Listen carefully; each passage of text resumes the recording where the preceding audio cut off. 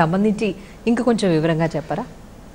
చూడామణి అంటే చుద ప్రేరణే, ప్రేరణ కలిగించేటటువంటి స్థితి ఈ శబ్దంలో ఉంది. చూడామణి శిరోరత్నం తరలో హారమధ్యగహ అని. ఈ చూడామణి శబ్దంలో రెండు విశేషణాలు ఉన్నాయి. అంటే ఇది రెండు పదాలు ఉన్నాయి దీంట్లో. చూడ మణి. చూడ అంటే ఏంటి? చూడాయా మణి, చూడామణి, శిరసి రత్నం, శిరోరత్నం. ఇది శిరస్సు యందు ధరించేటటువంటి గొప్ప రత్నం. స్త్రీలు ధరిస్తారు. పురుషులు కిరీటాన్ని ఎలా అయితే ధరిస్తారో ఈ కిరీటంలో చూడామణి అనేటటువంటి రత్నాన్ని పెట్టి దాన్ని ధరిస్తారు. ఇది ప్రేరణ కలిగిస్తుంది. అలాగే చుల ఆచ్ఛాదనే అని కూడా ఇంకొక వాక్యం ఉందన్నమాట. అంటే ఆచ్ఛాదన విశేషమైనటువంటి అందాన్ని కలిగిస్తుంది. మణి అంటే అర్థం ఏమిటి అంటే మణ్యతే స్తూయత ఇది మణి, స్తోత్రము చేయబడునది. మణులు ఎన్నున్నాయి మనకి? ప్రధానంగా 3 ఉన్నాయి. చూడామణి ఒకటి, తర్వాత కౌస్తుభమణి ఒకటి, శమంతకమణి ఒకటి. కాబట్టి సత్రాజిత్తు దగ్గర ఉన్నటువంటి శమంతకమణి, రామాయణంలో చెప్పబడ్డటువంటి చూడామణి, అలాగే ఖడ్గోనందక కౌస్తుభోమణి, శ్రీమన్నారాయణమూర్తి ధరించినటువంటి కౌస్తుభమణి. ఈ మణులు అనే పదం ఎక్కడైతే వస్తుందో, రత్నములు అంటే ప్రకాశించేవి, మణులు అంటే ఇక్కడ ఏం చెబుతుంది? మన శబ్దే స్తోత్రము చేయబడినది. అంటే చాలా పూజనీయమైనటువంటి గ్రహణం ఇది. చూడామణి గ్రహణం అంటే ప్రేరణ కలిగించున్నది. అందులో శ్రీమన్నారాయణమూర్తికి ఇష్టమైనటువంటి శ్రవణ నక్షత్రం గరుడ మండలంలో ఉంది. ఇంకా కొద్దిసేపట్లో ప్రారంభమవుతోంది. అంతరిక్షంలో చక్కగా ఆ గరుడ మండలాన్ని కూడా మీరు దర్శించవచ్చు. ఆ పక్కనే శ్రవణ నక్షత్రం అల్టైర్ అని పిలుస్తారు. అక్కడే చంద్రుడు ఉన్నాడు. చూడామణి చంద్రగ్రహణంలో మనం ఈ రోజున ఉండటం, మళ్ళీ ఇది ఎన్నాళ్ళకి వస్తుందో చెప్పటం కష్టం. ఈ సమయంలో ఉన్నవాళ్ళు, ఈ సమయంలో చంద్రగ్రహణాన్ని తెలుసుకుంటున్న వాళ్ళు, పాటిస్తున్న వాళ్ళు అనంతమైనటువంటి తత్రదత్తం అనంతకం యత్పుణ్యం కోటి గణితం తత్రదత్తం అనంతకం. ఈ చూడామణి పేరుతో సోమవారం నాడు ఏర్పడుతున్నటువంటి చంద్రగ్రహణంలో ఎవరైతే ధ్యానం చేస్తారో, ఈ విషయాలను తెలుసుకుంటారో, తెలుసుకోవడం మాత్రం చేతనే శ్రవణేన మనకి పుణ్యం వస్తుంది. అది నక్షత్రం శ్రవణం అంటేనే వింటాం. పుణ్యామస్య ఉపశృణోమివాచం. మంత్ర సంబంధమైన వాక్కులకి వేదముల అధిష్టానమైతే ఆ వేదములకి అధిష్టాన దైవం సాక్షాత్ శ్రీమన్నారాయణమూర్తి. ఆ నారాయణమూర్తికి సంబంధించినటువంటి నక్షత్రం తన జన్మ నక్షత్రంలో పడుతుంది. పాపములు ప్రజలకు తొలుగుతాయి. తొలగే విధంగా చూడమని మరింత శక్తిని ప్రసాదిస్తుంది. బాగుందండి. రవి గారు మీరు చెప్పండి. అంటే ఇంకా మనకు సమయం చాలా తక్కువగా ఉంది. వీలైనంత ఎక్కువ సమాచారాన్ని మనం భక్తులకు ఇవ్వాల్సిన అవసరం ఉంది. కాబట్టి ఇంకా ఏ కార్యక్రమాలని చేయాల్సిన అవసరం ఉంది అంటారు? ఇక్కడ మనం ఈ మొత్తం ఎపిసోడ్లో మనం డిస్కస్ చేసిన మాట్లాడుకున్నటువంటి అన్నీ ఇవి ముఖ్యంగా అనుష్ఠానం అమ్మ. అనుష్ఠానానికి మించినది ఇంకోటి లేనే లేదు. ముఖ్యంగా రెండు గంటల సమయం. అలాగే సారీ అండి, మామూలుగా తులసి మాలలు అవి ఇప్పుడు ఉపయోగించవచ్చు అంటారా ఈ సమయంలో? జపాలు చేయడానికి ఉపయోగించవచ్చు. దానికి ఏమి ఇది లేదు. అది మీరు ఎంత దీక్ష. ఇక్కడ ఇంకొక విషయం ఉందండి. ఏదో మీరు చెప్పాం కదా అని చెప్పి ఇలా మాట తిప్పేస్తూ మనం మనసు వచ్చేది టీవీ మీద ఇంకెక్కడో రేడియో మీద పెడితే మాత్రం ప్రయోజనం లేదు. మీరు ఏకాగ్రతతోటి మనసా వాచా కర్మణ అక్కడ కూర్చుని మీరు కళ్ళు మూసుకుని బొరుగుటిని మూసి ఇక్కడ ధ్యానం పెట్టుకుని దేవుడి గదిలో ఇప్పుడు కూర్చోవచ్చా? అంటే దేవుడి గదిలో ఉండవచ్చా లేకపోతే మన ఉండొచ్చండి? ఉండొచ్చు. తర్వాత కదా మనం కడిగేది అది. అంటే అక్కడ ఉండి ఏమైనా అనుష్ఠానం కానీ ఆరాధన చేయదు, అనుష్ఠానం అయితే చేసుకోవచ్చు. అంటే ఇంటికి సంబంధించినంత వరకు తన పురమే, తన గృహమే కాబట్టి తనకి అది ఆ ఇంట్లో ఉన్న దేవాలయం లాగా ఉన్నటువంటి ఆ ప్రదేశాన్ని మూసివేయాల్సిన పని లేదు. అక్కడే కూర్చొని చేసుకోవాలి. అసలైతే శివాలయంలో కూర్చొని చేసుకోమని శాస్త్రం. మన సాంప్రదాయబద్ధంగా ఇంట్లో కూర్చొని, అయితే దేవుళ్ళ దగ్గర కూడా, దేవతార్చన దగ్గర కూడా ఒక దర్భ పెట్టుకొని ప్రత్యేక దర్భాసనం మీద కూర్చొని పద్మాసనంలో కూర్చొని మనస్సు భగవంతుని యందు నిలిపి చేసుకోవటం మంచిది. దృష్టి ఎక్కడున్నా కూడా చేసేటటువంటి కోణం, దృష్టి కోణం, ధ్యేయం, ధ్యాన ధ్యాతృ ధ్యేయ రూప భవానే భావనాగమ్య. ఈశ్వరుణ్ణి ధ్యానించడంలో విశిష్టత ఏమిటయ్యా అంటే ఆ దృష్టి ఈశ్వరాయత్తం కావాలి, చిత్తశుద్ధి లేని శివ పూజలేలా అన్నారు. కాబట్టి అక్కడ శ్రీధ శ్రీశ శ్రీనివాస అనేటటువంటి శ్లోకాన్ని చదువుకుంటే సర్వోత్తమం. శంకరమంచి గారు, అంటే ఇప్పుడు కొత్తగా ఏమైనా శ్లోకాలు పఠనం చేయడం కానీ అలా చేసుకోవచ్చు? అంటే ఇందాక వారు చెప్పారు దుర్గామాత ఖడ్గమాల చదువుకోవచ్చు అన్నట్టుగా, అలాగే ఏదైనా గురువుకు సంబంధించిన స్తోత్రాలు చదువుకోవడం కానీ అలా ఏమైనా చేయొచ్చు? అసలు పునశ్చరణే చెప్పారుగా, అసలు మంత్రోపదేశాలే చెప్పారుగా. కాబట్టి నూతనంగా, మంచి ప్రశ్న అమ్మా, నూతనంగా ప్రారంభించాలి అనుకున్నవి కూడా, ఉదాహరణ కొంతమంది భగవద్గీత ఇంతకుముందు చదివి ఉండరు, చదవాలి అనుకుంటారు, అది ఇప్పుడు ప్రారంభించండి, అసలు అది మిమ్మల్ని పట్టుకుంటుంది, దాంట్లో ఉన్న జ్ఞానం అర్థమవుతుంది. లేదా భారతం చదవాలి, లేదా రామాయణం చదవాలి, ఏదో ఒక మంచి ఇప్పుడు పట్టాభిషేక సరిగ్గా చదవాలి, ఇంతకుముందు ఎప్పుడు చదవలేదు, అవకాశం వచ్చింది అర్ధరాత్రి పూట, అందులో చూడమని, అందులో విశేషం, ఇప్పుడు మొదలు పెట్టండి కొత్త రచన, కొత్త వ్యాసంగం. ఇంకోటి చెబుతానండి, భాగవతం కూడా సోమోపరాగే మన పోతనామాత్యుల వారు ఈ చంద్రగ్రహణం నాడే ప్రారంభించారు. ఆ మొదట్లో వస్తుంది అక్కడ సోమోపరాగ సమయంలో రాశారనమాట. కాబట్టి నిండు పూర్ణిమ, నిండు మనస్సు, నిండు సంకల్పం, ప్రతిదీ చెడు అనేటటువంటిది అన్నీ కూడా వదిలిపెట్టడానికి, మంచిని గ్రహణం పట్టుకోవడానికి, చెడును కూడా పట్టుకుంటాడు ఆయన. రాహు చెడును వదిలి తీసుకెళ్ళిపోతాడు ఆయనతో పాటుగా. కొద్దిసేపట్లో అందులో పాక్షికం తొందరగా తీసుకెళ్తాడు. నూతనం అనేవి ప్రారంభిస్తే సర్వోత్తమం, ఇంకా మంచిది. అయితే ఇక్కడ ఒక పాయింట్ చెప్పదలుచుకున్నానమ్మా, వారు అతి త్వరగా తీసుకెళ్తారు అనేటువంటి పాయింట్కి, ఈ గ్రహణం యొక్క స్పీడు ఒక సెకండ్కి 8 సెకండ్లలో ఈ యొక్క గ్రహణం అనేటువంటిది స్పీడ్ ఉందన్నమాట. 8 సెకండ్లకి ఒక ఆవృతం, అదొక లెక్క ఉన్నది. అయితే ఇది మళ్ళా 18 సంవత్సరాల 220 రోజులకు పునరావృతం అవుతుంది. అంటే ఇలాంటి చంద్రగ్రహణం దానికి లెక్క. అంటే అప్పుడు కూడా చూడమని వచ్చే అవకాశం ఉంటుందంటారా? ఉంటుంది. ఇంకొకటి విషయం చెప్తాను. ఇప్పుడు కేతు గ్రస్తం అని చెప్పారు మన. ఇది రాహుగ్రస్తమా? కేతుగ్రస్తం. కేతు ఇప్పుడు 28 డిగ్రీలో ఉన్నాడు, చంద్రుడు 0 డిగ్రీలో ఉన్నాడు. వీళ్ళిద్దరి మధ్య వ్యత్యాసము 2 డిగ్రీలు, 30 డిగ్రీలు అయితే ఇది సంపూర్ణం అవుతుంది ఒక రాశి. అంటే ఒక గ్రహణం ఏర్పడాలంటే కనీసం 5 డిగ్రీలు ఉంటే తప్ప గ్రహణం ఏర్పడదు. ఇది కూడా మనం గుర్తించవలసిన. అంటే ఈ భక్తి వీటితో పాటు కూడా దీన్ని అంతరంగంలో ఉన్నటువంటి శాస్త్రీయతను కూడా మనం గుర్తించాలి. అవునండి. ఎందుకంటే శాసనాత్ శాస్త్రముచ్యతే. అవును. ప్రతిసారి మేము ఎప్పుడు ఇటువంటి ప్రత్యేక చర్చా కార్యక్రమాలు చేపట్టినప్పటికీ కూడా అక్కడ సంప్రదాయం ఎంత ఉందో దాని వెనక శాస్త్రీయత కూడా అంత ఉందా అన్నది కూడా మాట్లాడుకుంటా కదండి. అట్లాగైతేనే అంటే నేటి యువత కూడా దీన్ని ఆచరించాల్సిన అవసరం ఎంతైనా ఉంది. వారికి విజ్ఞానంతో కూడిన శాస్త్రాన్ని చెప్తేనే, విజ్ఞానంతో కూడిన సంప్రదాయాన్ని చెప్తేనే వాళ్ళు పాటించే అవకాశం ఉంటుంది. విమర్శలు కూడా తగ్గుతాయి, అర్థం చేసుకుంటారు వాళ్ళు. ఓహో, ఇది ఇంత గొప్పతనం ఉందే, మనం ఎవరో పాశ్చాత్యులు చెప్తే తప్ప మనం తెలుసుకోలేనటువంటి దుస్థితిలో ఉన్నామే అనేటువంటి భావన కూడా వాళ్ళలో పోతుంది. అవునండి. మీరు అంటే ప్రతి కార్యక్రమంలోనూ మేము ఇదంతా చెప్తున్నాం, ఇలాంటి ప్రముఖులందరినీ మేము ఆహ్వానించి ముఖ్య ఉద్దేశం అదే, యువతలో కూడా ధార్మికతని పెంపొందించాలి, వారికి కూడా ఆధ్యాత్మిక చింతనను తీసుకురావాలి వారిలో కూడా అన్న ఉద్దేశమే. ఈ విషయంలో మీరేమైనా చెప్తారంటారా? తప్పకుండా. ఎందుకంటే ఇందాక మీరు బ్రేక్కు ముందు ఒక మాట అన్నారు, దాన ధర్మాలు అని. దానం అంటే మనం ఏదో ఒక వస్తువు ఇస్తాం. ధర్మం అంటే ఏంటి? దాన ధర్మాలు చేయండి. ధర్మం అంటే ఏంటంటే సాంప్రదాయాన్ని ఆచరించడమే, సాంప్రదాయం పట్టుకోవడమే ధర్మం. దాన ధర్మాలు చాలా మంది అంటారు, దాన ధర్మాలు చేయండి, దాన ధర్మాలు చేయండి. దానం అంటే చేస్తాం, ఏదో ఒక వస్తువు తీసుకెళ్ళి ఒకళ్ళకి ఇస్తాం. ధర్మం చేయటం ఏంటి అంటే ధర్మ సంబంధమైన కార్యములని చేయండి, ఆచరించండి, సాంప్రదాయాన్ని నిలబెట్టండి, పెద్దలు అందించినటువంటి ఆ సంస్కృతిని కాపాడండి. భారతే ద్వే ప్రతిష్టం భవతి, ఏకం సంస్కృతం, ద్వయం సంస్కృతి.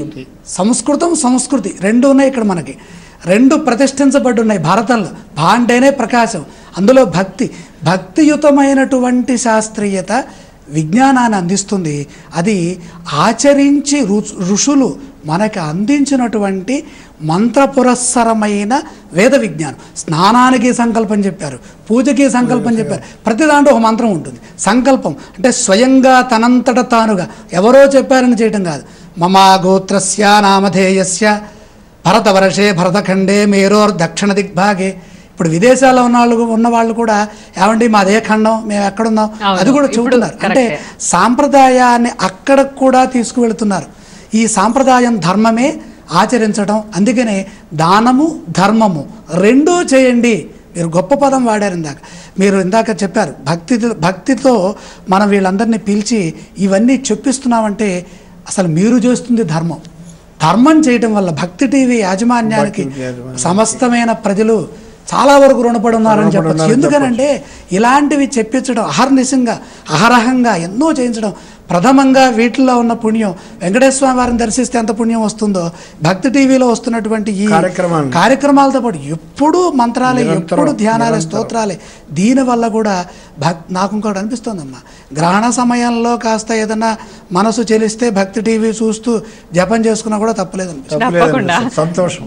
మా ఉద్దేశం కూడా అదే. అంటే ఎవరికైనా మంత్రాలు చదవాలి అని ఉంటే మంచిదే, లేకపోతే భక్తి టీవీ చూసినా కూడా అంతే పుణ్యం లభించాలి అని మా ఆకాంక్ష. మరి మీరంతా చాలా మంది ప్రముఖులు వచ్చారు. ఈ చంద్రగ్రహణానికి సంబంధించి ఎన్నో విషయాల్ని తెలియజేశారు. ఎటువంటి పుణ్యఫలాలు దక్కుతాయి ఈ సమయంలో కనుక మనం జపతపాలు చేసుకుంటే అన్న విషయాలు తెలియజేశారండి. ధన్యవాదాలు మీ అందరికీ. ధన్యవాదాలు. నమస్కారం. చూశారు కదండి, మరి చంద్రగ్రహణం ప్రత్యేక చర్చలో ప్రముఖులందరూ కూడా ఎన్నో విషయాలు తెలియజేశారు. ధార్మిక సంబంధమైన విషయాలన్నింటినీ తెలియజేశారు. వాటన్నిటినీ పాటించండి. అలాగే ఏమైనా కొత్తగా చేయాలి అనుకున్న పూజా కార్యక్రమాలు కానీ, అంటే మంత్రాలు చదవడం కానీ, దుర్గామాతకు సంబంధించిన ఖడ్గమాల చదవడం కానీ, అలాగే భగవద్గీత చదవడం కానీ, గర్భిణీ స్త్రీలు చక్కగా ఏదైనా దేవుళ్ళకు సంబంధించిన శ్రవణం అంటే భగవద్గీత వినడం కానీ, విష్ణు సహస్రనామ పారాయణాలు వినడం కానీ, ఇవన్నీ చేస్తే కూడా అందరికీ శుభఫలం అని చెప్తున్నారు. మరి వీటన్నిటినీ చక్కగా పాటించండి. ఇది ప్రత్యేక చర్చ. నమస్కారం.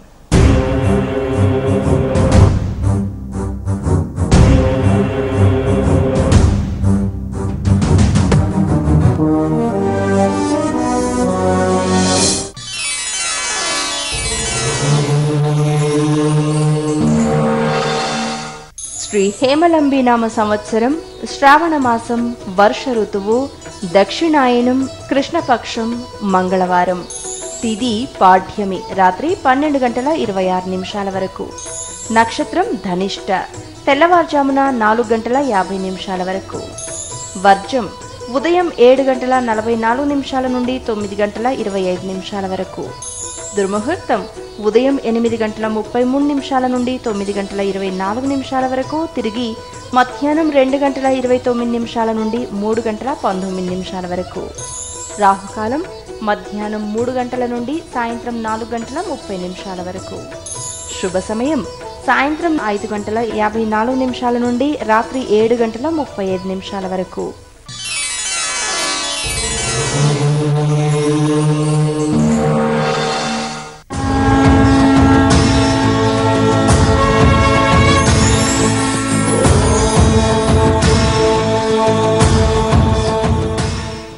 ఈ పౌర్ణమి గ్రహణంతో కూడి ఉన్నది. కేతుగ్రస్త చంద్రోపరాగం, కేతుగ్రహము చంద్రుణ్ణి పట్టుకునేటటువంటి గ్రహణం కూడా ఉన్నది. ఈ గ్రహణ సమయంలో అందరూ కూడా నియమాలు పాటించాలి. గ్రహణానికి ముందు పట్టు స్నానము, గ్రహణమయ్యాక విడుపు స్నానము, సంప్రదాయవాదు బద్ధులైనటువంటి వాళ్ళు మంత్రానుష్ఠానాలు చేసుకునేటటువంటి వాళ్ళు చేస్తారు. సామాన్యులందరూ కూడా గ్రహణం విడుపు స్నానం తప్పకుండా చెయ్యాలి. రాత్రి వస్తోంది కాబట్టి తెల్లవారు లేవగానే విడుపు స్నానం చెయ్యాలి. ఇళ్ళన్నీ కూడా శుభ్రం చేసుకోవాలి. దేవతార్చనలు కూడా, దేవుని విగ్రహాలు అవన్నీ కూడా శుభ్రం చేసుకోవాలి, కడుక్కోవాలి. ఏ విధంగా అయితే దేవాలయాలన్నీ కూడా మూసేసి తెల్లవారి సంప్రోక్షణ చేసుకుంటారో ఆ విధంగా అన్నీ కూడా కడుక్కోవటం. కానీ సైంటిస్టులు గ్రహణాల మీద పరిశోధన చేసి చెప్పారు, గ్రహణ సమయంలో వాతావరణం అంతా ఒక విధమైనటువంటి బ్యాక్టీరియా వ్యాపిస్తుందని, అందువల్ల ఆ బ్యాక్టీరియా ప్రభావము తర్వాత ఇంకా మన మీద పడకండగా ఉండటం కోసమని స్నానాలు చేసి ఒళ్ళు శుభ్రం చేసుకోవటము, ఇళ్ళు కడుక్కుని ఇళ్ళు శుభ్రం చేసుకోవటము అవసరము అని చెప్పి తెలియజేశారు. అలాగే ఈ బ్యాక్టీరియా ఒక విధమైనటువంటి గడ్డి దగ్గరికి చేరలేదు అని వాళ్ళే ప్రకటించారు.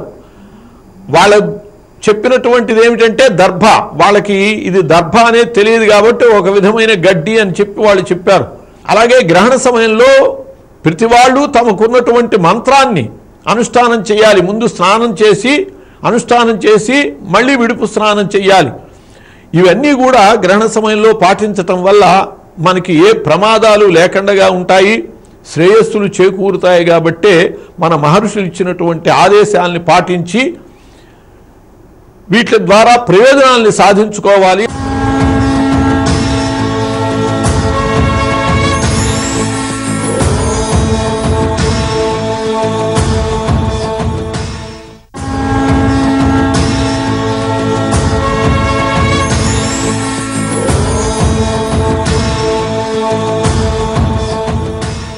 గ్రహణం అయిపోయిన వెంటనే కనుక స్నానం, ఇల్లు శుద్ధం చేయడం అనేటువంటి క్రియలు చేయకపోతే ఏ పదార్థము తినడానికి కానీ తాగడానికి కానీ ఉండదు.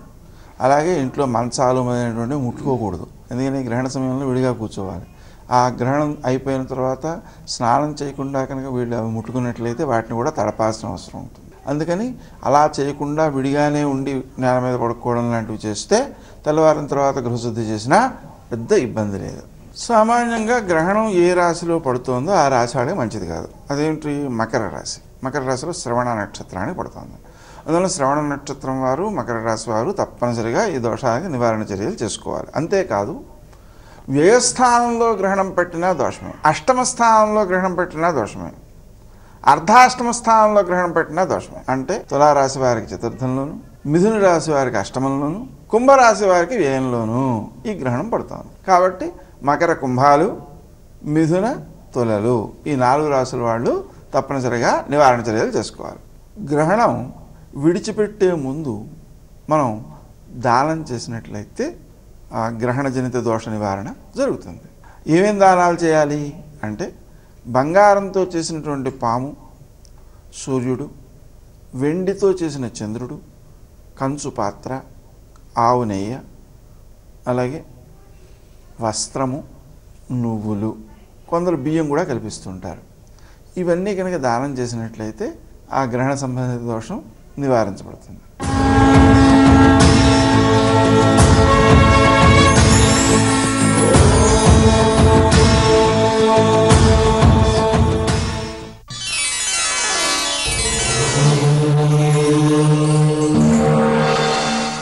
శ్రీ హేమలంబి నామ సంవత్సరం శ్రావణ మాసం వర్ష ఋతువు దక్షిణాయనం కృష్ణపక్షం మంగళవారం. తిథి పాఠ్యమి రాత్రి 12:26 వరకు.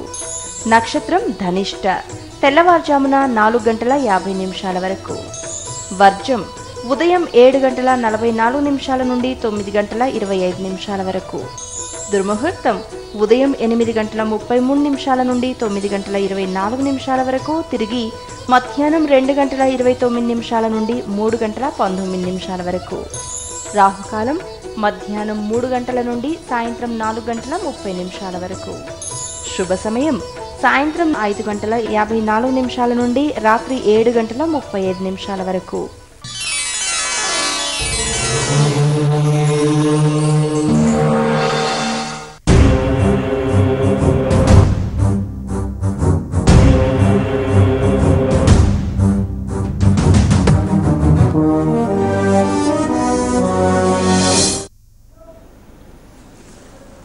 భక్తి టీవీ ప్రేక్షకులకు నమస్కారం.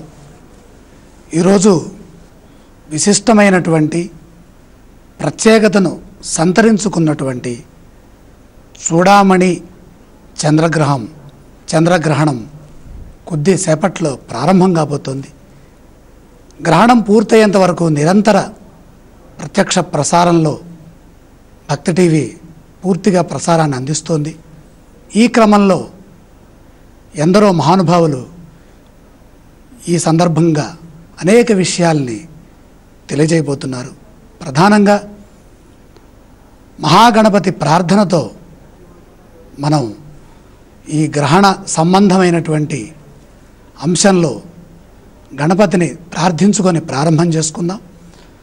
ఓం గణానాం త్వా గణపతిగం హవామహే కవిం కవీనాముపమశ్రవస్తమం జ్యేష్ఠరాజం బ్రహ్మణాం బ్రహ్మణస్పత ఆనశృణ్వన్నోతిభిः సేదసాదనం ప్రణో దేవీ సరస్వతి వాజేభిర్వాజినీవతి ధీనామవిత్రియవతు. శ్రీమహాగణాధిపతయే నమః. శ్రీమహాసరస్వత్యై నమః. శ్రీగురుభ్యో నమః. హరి ఓం. శ్రీ ఛాయావుషా పద్మినీ సమేత సవితృ శ్రీ సూర్యనారాయణమూర్తి పరబ్రహ్మణే నమః. శ్రీ చంద్రదేవతాభ్యో నమః. రాహుగ్రహాయ నమః. కేతవే నమః. హరి ఓం. శ్రీమన్నారాయణమూర్తిదేవతా దివ్యానుగ్రహ కటాక్షసిద్ధిరస్తు. సోమవారం శ్రవణ నక్షత్రంతో గరుడ మండలంలో మకర రాశిలో చంద్రగ్రహణం అంతరిక్షంలో మనకి దర్శనమిస్తోంది. ఇప్పటికే ప్రారంభం అవ్వబోతోంది. ప్రధానమైనటువంటి ఘట్టం ఇంకొక గంటలో ప్రారంభం కాబోతోంది. ఈ సందర్భంలో మనం ఏం చేయాలి, ఏం చేస్తే బాగుంటుంది, ఈ గ్రహణ సమయంలో ముఖ్యంగా మనం తెలుసుకోవలసింది, చేయవలసింది ఏంటి? ముందుగా ప్రశాంతమైనటువంటి ఆలోచన విధానంలోకి మనం రావాలి.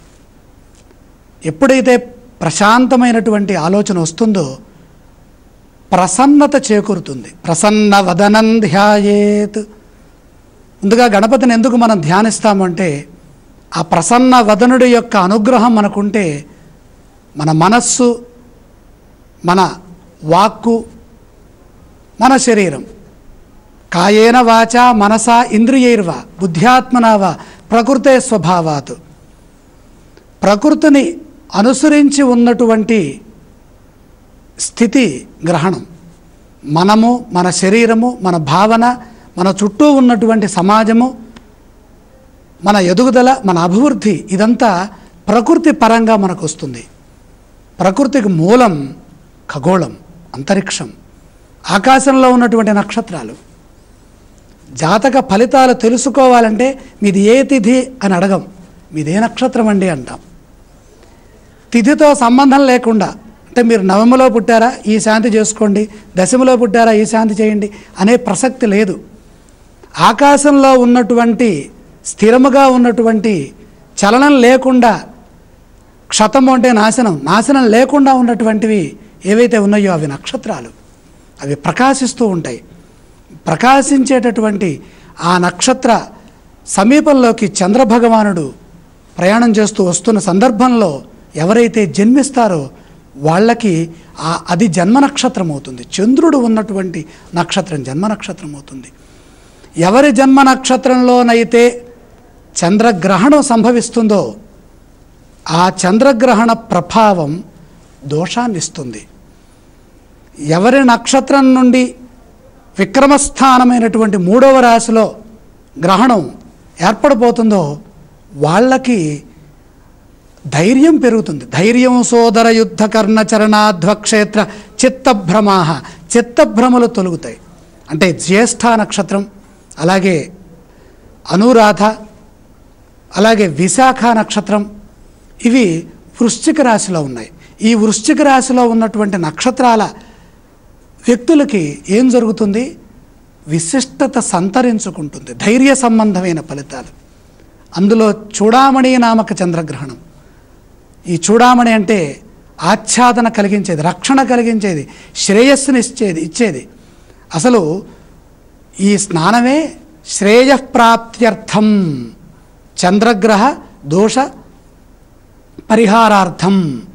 చంద్రగ్రహణ సమయే సమస్త మానసిక శారీరక ఆలోచన పురస్సరమైనటువంటి దోషముల్ని తీసివేయటానికై మనకు వచ్చింది. కాబట్టి ప్రధానంగా శ్రవణ నక్షత్రంలో ఎవరైతే జన్మించున్నారో, అలాగే మకర రాశిలో ఎవరైతే ఉన్నారో మకర రాశి వ్యక్తులు, వాళ్ళకు ఉన్నటువంటి గ్రహ పీడ, ఈ గ్రహ పీడ తొలగాలి అంటే గ్రహణ స్నానం చేయండి. గ్రహణ స్నానం వల్ల పుణ్యం పెరుగుతుంది, పవిత్రత చేకూరుతుంది, అనంతమైనటువంటి మనకి రక్షణ వస్తుంది. పుణ్యము అంటే పవిత్రత, పదవీ పూర్వపుణ్యానాం లిఖితే జన్మపత్రిక. పదవీ పూర్వపుణ్యానాం, పూర్వపుణ్యం వల్ల మనకి పదవులు వస్తాయి. పదవులు రావాలంటే సంస్కారం కావాలి, సంస్కారవంతులం కావాలంటే విద్య రావాలి, విద్య రావాలంటే మనస్సు పనిచేయాలి, మనస్సు పనిచేయాలంటే చంద్రభగవానుడి యొక్క బలమే మన జాతకానికి అవసరం. అందుకనే ఎవరి జాతకం చూసినా ఆ చంద్రుడు నివసించినటువంటి నక్షత్రం ఏంటి, అది జన్మరాశిగా భావించి చేస్తాము. కాబట్టి కర్కాటక రాశి వాళ్ళకి ఇది సప్తమ స్థానం అవుతోంది. కర్కాటక రాశి వారి పైన సప్తమ స్థానం ఉంది కాబట్టి చంద్రగ్రహణ ప్రభావం, చంద్రగ్రహణ వీక్షణం, ఈ మకర రాశిలో ఉన్నటువంటి ఈ చంద్రుడు కర్కాటకాన్ని తన రాశిని చూస్తూ ఉంటాడు. కాబట్టి కర్కాటక రాశి వాళ్ళకి మిశ్రమ ఫలితాలు ఉన్నాయి. కనుక దాంపత్య సంబంధమైన అంశాల్లో జామిత్ర స్థానం కాబట్టి దాంపత్యపరమైనటువంటి విషయాల్లో ఇబ్బందులు తొలగటం కోసమై ఈ చంద్రగ్రహణాన్ని వినియోగించుకునే ప్రయత్నం చెయ్యాలి. అలా చేసినట్టయితే శ్రేయఃపదం, నిశ్రేయస పదప్రాప్తి వస్తుంది. ఆ నిశ్రేయస పదము మనకు రావాలి అంటే ఎక్కడో చోట పుణ్యం మొదలు కావాలి. అందులో మనందరినీ రక్షించడానికి శ్రవణ నక్షత్రంలో వస్తుంది. ఎందుకు ఈ గ్రహణానికే ఎంత ప్రచారము, ఎంత విశేషమైనటువంటి ప్రసారము జరగాలి అని మనం భావించి ఇవన్నీ చెబుతున్నామంటే, ఇలాంటి చూడామణి నామక చంద్రగ్రహణం రావటం చాలా అరుదు. ఆదివారం నాడు సూర్యగ్రహణం వచ్చినప్పుడు దానికి అంత ఫలం ఉంటుంది. అలాగే సోమవారం నాడు చంద్రగ్రహణం వస్తే విశేషమైన ఫలం ఉంటుంది. సోమవారం నాడు చంద్రగ్రహణం వచ్చినంత మాత్రాన సరిపోదు, అది శ్రావణ మాసంలోనే రావాలి. శ్రావణ మాసం ఎవరికి ఇష్టమైన మాసం అంటే సాక్షాత్తు వెంకటేశ్వర స్వామి వారి యొక్క జన్మ నక్షత్రం శ్రావణ మాసానికి సంబంధించి పూర్ణిమ నాడు ఉండటం వల్ల ఇది స్వామివారికి సంబంధించిందిగా మనం భావించవచ్చు. అలాగే వరలక్ష్మి వ్రతం చేసుకునేటటువంటి లక్ష్మీ జన్మ సంబంధమైన మాసంగా మనం భావించవచ్చు. అలాగే శ్రీకృష్ణ పరమాత్మ జన్మించబోతున్నటువంటి సందర్భంలో ఆయన శమంతకమణిని ఉపయోగించారు. ఇక్కడ ఇది చూడామణితో వస్తున్నటువంటి ఈ గ్రహణం కృష్ణ పరమాత్మ పరంగా మనం భావించవచ్చు. చంద్ర సంబంధమైనవి గోవులు, పాలు, అలాగే ఘృతము, అలాగే అమృతము. ఈ అమృతం దేనికి వాడుకుంటామా మనం ఇక్కడ అంటే ఔషధి రూపంలో మంచి ఆహారం స్వీకరించడానికి, అలాగే ఔషధ సేవ.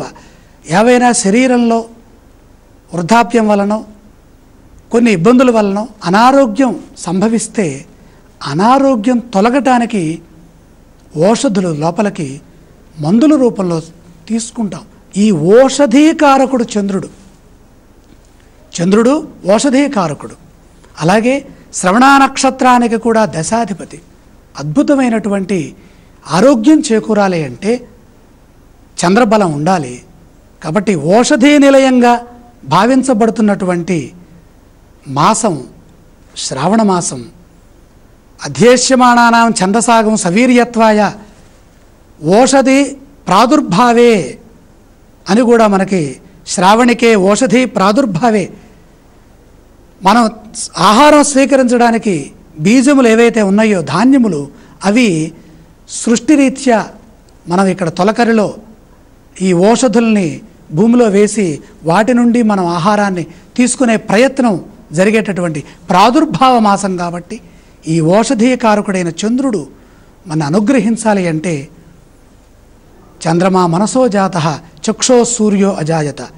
కాబట్టి చంద్రమా మనసో జాత, ఈ మనఃకారకుడైన చంద్రుణ్ణి మనం దర్శించటం ఎందుకు ఇంత విశేషమైనటువంటి ప్రాముఖ్యత సంతరించుకున్నది అంటే ఇక్కడ తత్పుణ్యం కోటి గుణితం. అన్యవారములలో వస్తున్నటువంటి శ్రవణ నక్షత్రయుతమైనటువంటి చంద్రగ్రహణానికి కొంత ఫలమే ఉంటుంది, 1,00,000 ఫలితం ఉంటే, సోమవార ప్రయుక్తంగా వస్తున్నటువంటి ఈ చంద్ర నక్షత్రమైనటువంటి శ్రావణ మాసంలో వస్తున్నటువంటి పూర్ణిమకి విశేషమైన, విశిష్టమైన, శ్రేష్టమైన, శుభప్రదమైన, మంగళప్రదమైన ఫలితాలున్నాయి. స్వామివారి నక్షత్రంలో వస్తోంది. దీన్ని 2 రకాలుగా మనం అర్థం చేసుకోవాలి. సూతకం రాహుదర్శనే అన్నప్పుడు ఆ రాహు ప్రభావం తగ్గడం కోసమే స్నానం చేయాలి. స్నానం చేసినంత మాత్రం చేతనే పుణ్యం వచ్చేస్తుంది. గవాంకోటి సహస్రస్య, 1000 కోట్ల ఆవుల్ని దానం చేస్తే ఎంత పుణ్యమైతే వస్తుందో, గంగా అనుకొని సర్వం గంగామయం తోయం అని చెప్తోంది. కాబట్టి సర్వజలం మన ఇంట్లో ఎక్కడ నిల్వ చేసిన జలంలో కూడా గ్రహణ సంబంధంగా ఆ గంగా అనుగ్రహం చేత సమస్త జలము గంగాప్రాయం అవుతుంది కనుక, గంగామయమవుతుంది కనుక 3 సార్లు గంగా గంగా గంగా అని గంగా గంగేది యో బ్రూయాత్ యోజనానాం శతైరపి. కనుక గంగా స్మరణ చేసి మనం కనుక స్నానం చేస్తే గ్రహణ దోషం పోతుంది. గ్రహణ దోషం పోయిన తర్వాత పుణ్యం మనకి సంప్రాప్తిస్తుంది. అర్థం కాదు చాలామందికి. దోషం ఏంటండి, పుణ్యం ఏంటండి? ఒక పక్క సూతకం అంటున్నారు, ఒక పక్క కడుక్కోమంటున్నారు, మళ్ళీ పుణ్యం అంటున్నారు. కొంచెం మనస్సు పెట్టి ఆలోచిస్తే రాహు సంబంధంగా వచ్చేటటువంటి ఆ కిరణాలు ఏవైతే ఉన్నాయో, దుష్ట సంబంధమైనటువంటి దూష్య సంబంధమైన కిరణాలు, అవి పోవటానికి స్నానం చేస్తే అవి పోతాయి. స్నానం చేసిన తర్వాత మంత్ర జపం చేస్తే తత్తుల్యం, కోటి ఫలం, అనేక కోట్ల రెట్ల ఫలం మనకు వస్తుంది. బ్రాహ్మణ దర్శనం, బ్రాహ్మణ ఆశీర్వచనం, బ్రాహ్మణ దానం. ఎందుకని సర్వే వ్యాస సమద్విజాహ. ప్రతి పండితుడు వేదం చదివిన, శాస్త్రం చదివిన, మంత్రం చదివిన, దేవాలయాల్లో ఉన్నవాళ్ళు, పూజలు చేసేవాళ్ళు, నిష్ఠాగరిష్ఠులు, మంచి మనసున్నవాళ్ళు, అబద్ధమాడని వాళ్ళు, జ్ఞానులు, పుణ్యాత్ములు, గురువులు, వీళ్ళందరూ బ్రాహ్మణులే. బ్రాహ్మణులంటే జ్ఞానం గలవాళ్ళు. జన్మత శూద్ర జాయతే బ్రాహ్మణ. దంజం ధరించిన వాళ్ళే బ్రాహ్మణుల్ని భావించద్దండి. జ్ఞానం ఎక్కడుంటే అక్కడ బ్రాహ్మణుడు.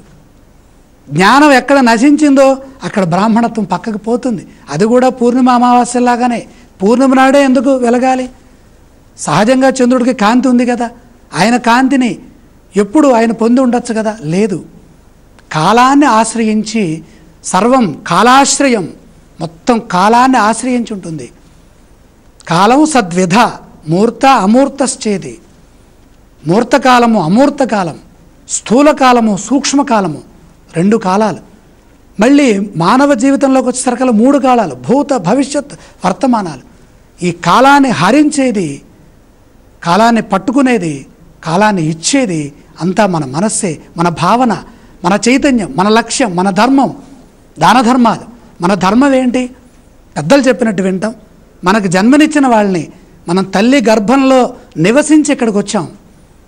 దాంతోపాటుగా తండ్రి ఇచ్చినటువంటి ఆ జీవ చైతన్య శక్తి తేజస్సుతో మనం వచ్చాం. అది బుద్ధిమండలంతో ప్రచోదనమై దాని నుంచి వికసిస్తున్నటువంటి సహస్రార పద్మచక్రం నుండి వెలుగుతున్నటువంటి చక్రంలో నిక్షిప్తమై ఉన్నటువంటి ఆ పరమాత్మని ఈ రోజున ఈ సందర్భంగా మనం ధ్యానం చేస్తే ఆ సహస్రార చక్రంలో ఉన్నటువంటి పరమాత్మని షట్చక్రముల రూపంలో మనం ఆరాధిస్తూ పద్మాసనంలో కూర్చొని, పద్మాసనే పద్మకరే సర్వలోకైకి పూజితే పద్మప్రియే పద్మిని పద్మహస్తే పద్మాలయే పద్మదళాయతాక్షి విశ్వప్రియే విష్ణుమనోనుకూలే త్వత్పాద పద్మం మయి సన్నిధత్స్వ. చంద్ర అన్న అది చంద్ర లక్ష్మీ సంబంధమైనటువంటి నామం అది. కాబట్టి 12 రాసుల వాళ్ళు ప్రధానంగా చేయవలసింది ఏంటి? దోషములు ఉన్నవాళ్ళు దాకా చెప్పాం కాబట్టి ఆ దోషములు తొలగిపోవడానికి ఏం చేయాలో మనకు తెలుసు. కానీ ప్రధానంగా చేయవలసింది ఏంటి? దోషం పోవటం ఒకటైతే పుణ్యం సంపాదించడం. మనం ఒక పని చేస్తే మనకు లాభం రావాలి. ఆ లాభం రావాలి అంటే ఇక్కడ లక్ష్మీ ధ్యానం చేయండి. ఐశ్వర్యం కోసమే లక్ష్మీ ధ్యానం చేయండి. ఆరోగ్యం కోసమే సూర్యనారాయణమూర్తిని ఆరాధించండి. బుద్ధి శక్తి కోసమే సరస్వతిని గణపతిని ఆరాధించండి. అలాగే వీటన్నిటికంటే కూడా మనశ్శాంతి కావాలి. మనశ్శాంతికి పరమేశ్వర ధ్యానం చేయండి. మహాదేవుడు ప్రథమో దైవ్యోభిషకు, ఆ పరమేశ్వరుడు శిరస్సును ధరించాడు కాబట్టి ఆ రాజశేఖరుణ్ణి, ఆ చంద్రశేఖరుణ్ణి మనసా వాచా కర్మణ ఎవరైతే ఓం చంద్రాయ నమః అని ధ్యానిస్తారో వారికి తత్ర దత్తమనంతకం, ఇప్పుడు చేసే నామము ఇప్పుడు చేసే నమస్కారం, ఇప్పుడు చేసే మంచి ఆలోచన మీ అభివృద్ధికి, మీ విజయానికి మూలమై, ప్రసన్నమై, ప్రచోదనమై, శ్రేయోదాయకమైనటువంటి ఫలితాన్ని అందరికీ, సర్వులకి ప్రసాదించాలి. తెగిపోయిన బంధాలు మళ్ళీ ఏర్పడాలి. ఎవరితోనైనా శత్రుత్వం ఉంటే ఇప్పుడు పలకరించి మాట్లాడండి, ఆ శత్రుత్వాలు అయిపోతాయి. ఎవరితోనైనా మాటలు లేకపోతే వాళ్ళతో ఇప్పుడు మాట్లాడండి, మిత్రత్వం పెరుగుతుంది. మిత్రత్వానికి గ్రహణం పట్టదు, శత్రుత్వానికి గ్రహణం పడుతుంది. అందరికీ ఆయురారోగ్య ఐశ్వర్యములు ప్రసాదించాలని భగవంతుడి యొక్క కృపా కటాక్షాలు భక్తి టీవీ ద్వారా, భక్తి టీవీని వీక్షిస్తున్న ప్రజలందరికీ రావాలని, శతమానం భవతి శతాయుః పురుషస్యతేంద్రియ ఆయుష్యేవేంద్రియే ప్రతిష్టతి. చూడామణి నామక చంద్రగ్రహదేవత ప్రసాదేన శ్రీ అల్మేర్ మంగా పద్మావతి సమేత వెంకటేశ్వర స్వామి దేవత దివ్యానుగ్రహ కటాక్ష సిద్ధిరస్తు.